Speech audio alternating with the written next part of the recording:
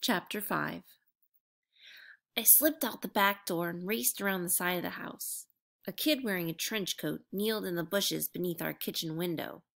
I couldn't see his face because it was pressed against the eyepiece of a handheld periscope, but I knew who it was. Only one kid in Rolling Hills owned a trench coat. Tommy Tuttle, I said. Still on his knees, Tommy lowered the periscope and turned to look at me. Calmly, as if hiding in the bushes were as normal as crossing the street, he stood and wiped the dirt off his knees. Then he stepped out from behind the shrubbery. "Hello there, Nolan," he said, all fake and friendly, and even fakier innocent. I just stopped by for a scoop of sugar." He went on. "I'm baking brownie bites. I'm famous for my brownie bites." I like Tommy about as much as I like Grandma's broccoli and onion casserole. Mostly I try to stay away from him, but when a kid is in your grade and lives on your block, it's kind of impossible. "I see you got an unusual visitor," he said. "Who is he, huh? You can tell me." I narrowed my eyes. "What's it to you?" Just curious," Tommy smirked. "Is that your grandpa in there? He looks really old. He dresses funny, too." "You should talk," I replied, glaring. Who does he remind me of?" Tommy pretended to think a second. Then he snapped his fingers. "I know, Benjamin Franklin. Yeah, your grandpa reminds me of Benjamin Franklin." I could feel my belly filling with bats again. "Get out of my bushes!" I hollered. Tommy raised his hands. "Aw, gee, Nolan, I didn't mean to make you mad, but it is curious how much that geezer in your house resembles good old Ben. He looks just like the guy in the $100 bill. Weird that he's so interested in toasters and blenders and overhead lights." "How long have you been out here snooping, huh?" I demanded. Since I saw that strange package No, don't bother," I interrupted. "Just get lost." "Aren't you touchy?" he said, sneering. "And you know who's touchy? People who have something to hide." I tried to laugh, but my mouth had gone dry and I could only cough. What else had Tommy seen through his periscope? "You might as well confess," Tommy went on. "No secret is safe when I'm on the case." That's what I was afraid of. Tommy would snoop out the truth, and he would broadcast it all over town. "Come on, Nolan, spill it," he pressed. The bats in my guts were going nuts.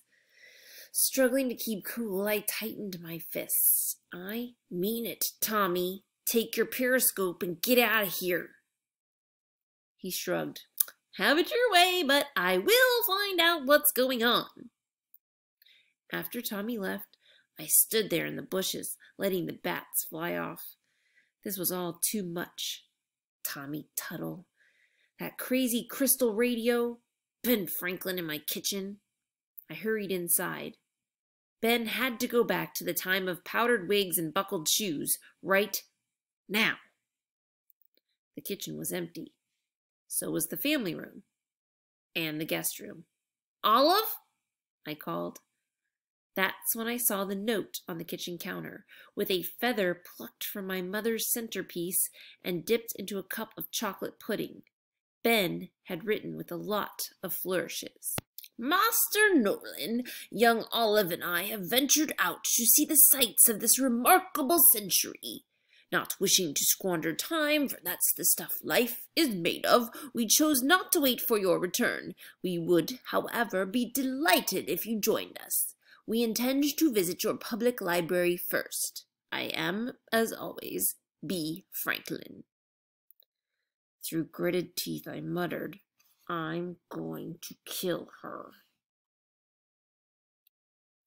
Chapter 6. Rolling Hills is a small town, so it didn't take long for me to get to the public library. a 2-story building made of limestone. It has tall, white columns and a wide porch that goes across the whole front. Some millionaire named Andrew Carnegie donated the building to the town more than 100 years ago, which explains why it's called the Rolling Hills Carnegie Public Library. It also explains why the place looks like something you might see on TV. You almost expect to see a couple of old people sitting outside in rocking chairs talking about the old days. I spotted Olive and Ben standing on the front steps. A small crowd had gathered around them. "How come you're wearing your Halloween costume?" asked a little girl in a tiger-striped tutu and purple polka-dotted rain boots. She giggled. "You look silly." "Come on, buddy," said Mr. Middleton, one of the tellers at my mom's bank. "Tell us who you're supposed to be." "Are you trying to be Thomas Jefferson?" asked Tutu Girl's mother. "He's Thomas Jefferson!" squealed Tutu Girl. "Oh, no. Tom is much taller than I am," replied Ben. He bowed. "I am Benjamin Franklin." "I should have known by the glasses," Tutu Girl's mother said. "Bifocals," said Ben. "I invented them." "Oh, there you are!"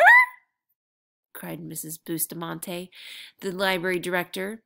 She weaved her way through the crowd, dodging and ducking and moving pretty good for a lady who's probably already in her 30s.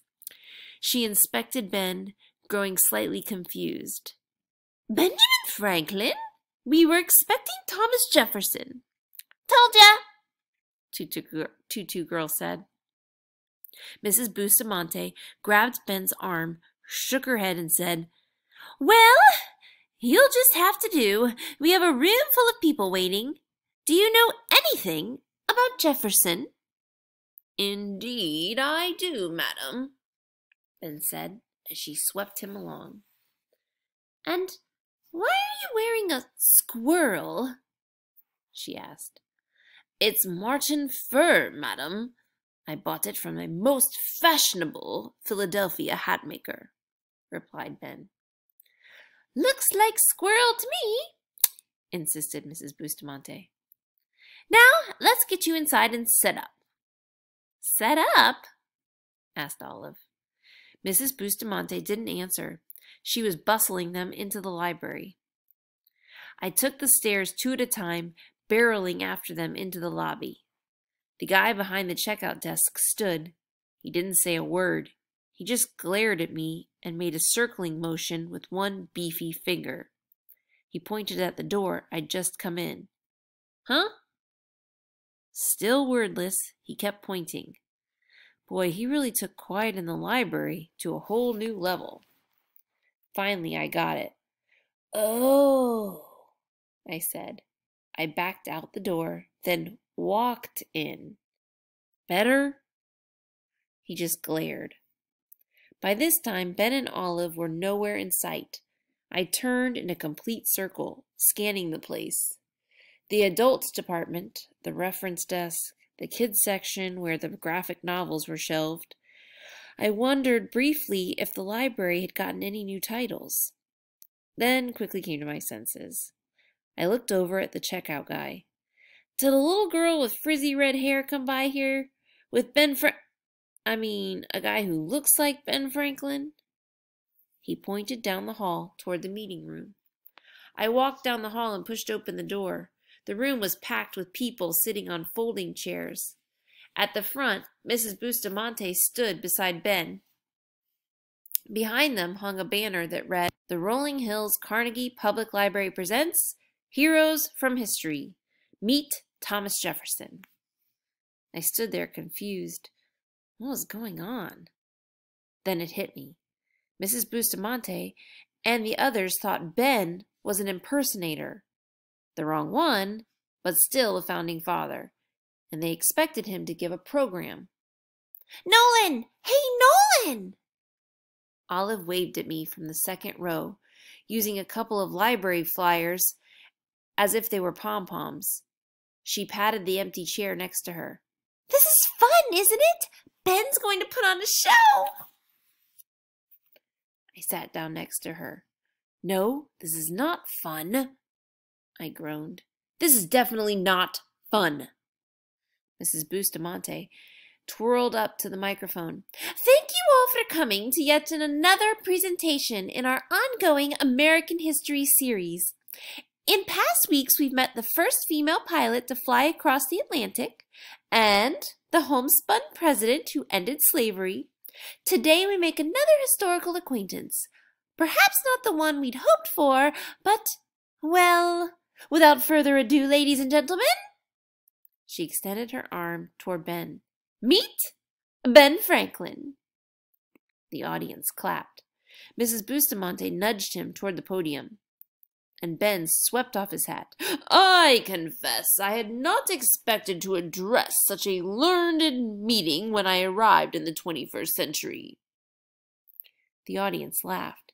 If only they knew it wasn't a joke. "Books and libraries are marvelous things," continued Ben. "It is like I always say, reading makes a full man." "Abraham Lincoln said exactly the same thing last week," a woman in the first row piped up. "Abraham who?" said Ben. He shrugged. "Whoever he is, he stole that saying from me." The audience laughed again.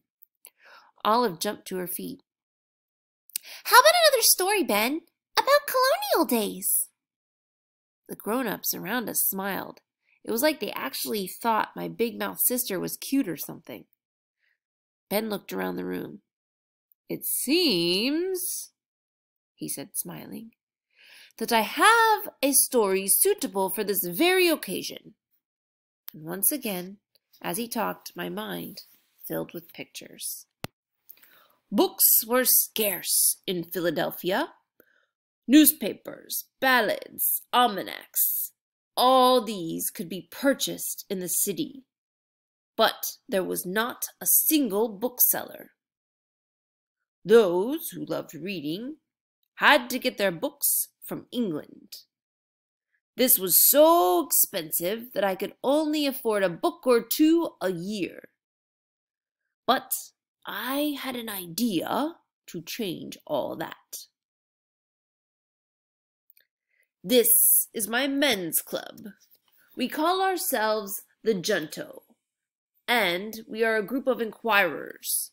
Every Friday evening we meet to talk of sun rays, waterspouts, musical instruments, and more. Above all, we talk of books. Always books. Has anyone read the sequel to Sir Isaac Newton's Principia? It's riveting. Which do you consider Homer's best work, the Iliad or the Odyssey? Oh, and drank ale. A toast to Homer and Newton! It seemed like a good time to spring my idea. Fellows, what say you to hiring a quiet room far from this tavern? We can combine our few books and create a collection from which each of us can borrow. Are you proposing we create a library? I am indeed. I will drink to that. To the library! It was soon obvious that we needed more books. Grumble, grumble, grumble, grumble, grumble, grumble. I, of course, had another idea. Fellows, what say you to creating a library open not just to ourselves, but also to the public? It was a radical thought. Libraries could only be found in the homes of wealthy men or in churches and colleges. No one had ever started a library for ordinary people before. More users mean more books. To the public library! We asked for a membership fee of 40 shillings. Philadelphians responded generously.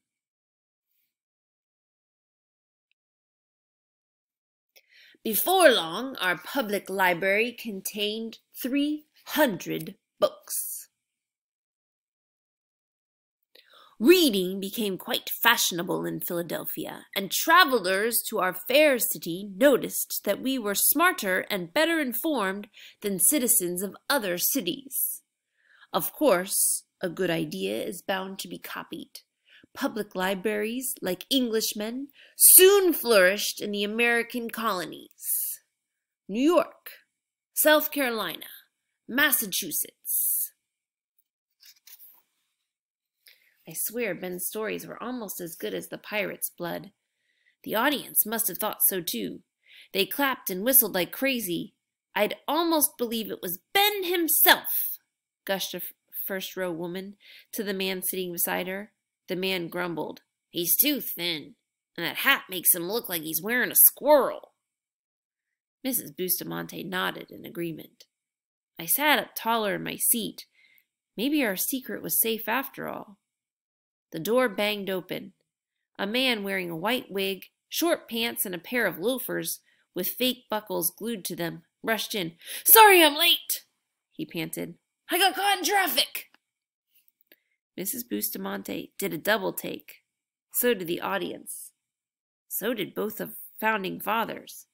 Who's that guy? Asked Olive. Mr. Jefferson! Mrs. Bustamante exclaimed. I slid back down in my seat.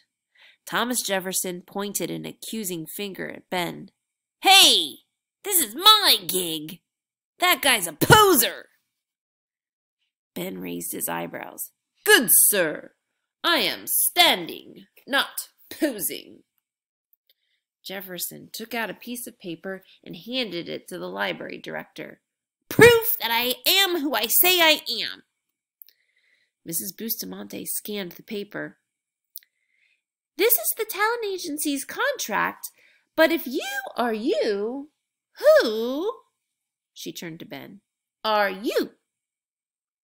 An imposter impersonator, cried Jefferson. And a sad imitation. Just look at that costume. It's all wrong. At the podium, Ben's mouth quirked up at the corners and his eyes twinkled. He sounded on the verge of giggling when he asked, And what, sir, might be improper about my costume?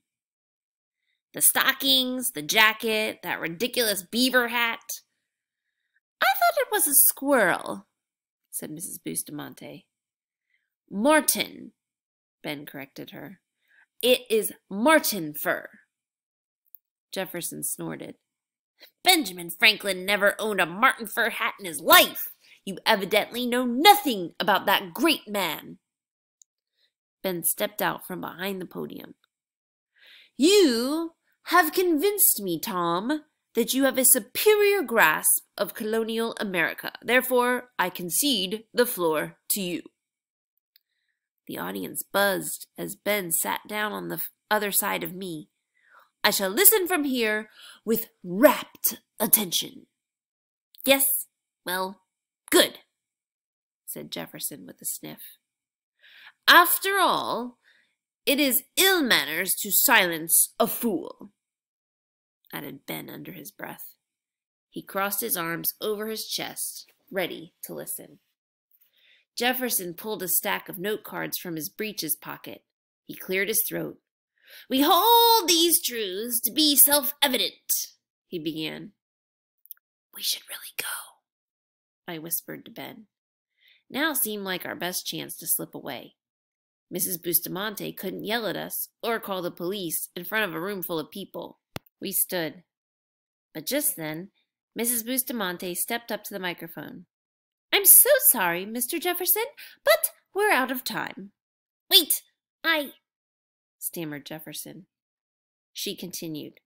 Still, I hope you all return next week to meet John Adams. I already have, said Ben. Now I invite everyone to join us for lemonade and cookies in the Youth Service Department, she concluded. Her announcement cleared the room out pretty quick. Come on, I urged. But cookies, said Olive. Oh, brother. I hustled them both past the glaring man at the front desk, out the door, and down the stairs. I didn't relax until we reached the sidewalk. Not so fast, you three, shouted Mrs. Bustamante. She rushed down the stairs after us. I think we should run now, suggested Olive. But the librarian was smiling. I just want to say thank you to, Mr. Franklin. She turned to him.